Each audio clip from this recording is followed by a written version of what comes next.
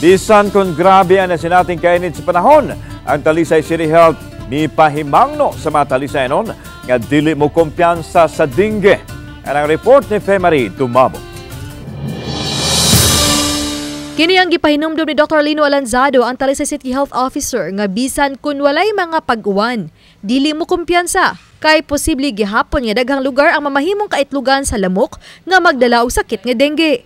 Sama na lang niini mga galon ug balde nga gipamutang sa kilid sa daan nga giandam alang sa rasyon sa tubig. Lakip na usab niini ang mga gipunduhan og tubig sa sud sa Panimay. Karong tinginit manggod, hinay kayo ang aga sa MCWD. So ang ginabuhat sa mga tao magpundo og tubig sa ilahang mga dagko nga balde. Nga inahilaw malimtan nga nanaday ito yung mga nguyo-nguyo dito mahimo na hinong lamok. So akong awhag sa ilahang i-check nila ilang tubig nga napundo.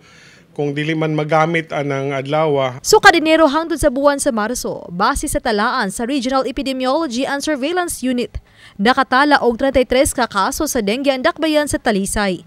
Hinoon, giklaro ni Dr. Lino Alanzado nga 8 lang niini ang kumpirmado. Sud sa Panimay, no, kada sa mga hinugas nila, labi na kanang ilang gipatuluan sa mga plato, i-check siya. Basig na yung mga nguyo-nguyo na nga mahimong lamok. Oo, mahimong mga larvae.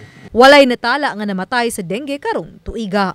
Uban ni Godfrey Rilien, Femari Dumabok. Balitang Bisdak.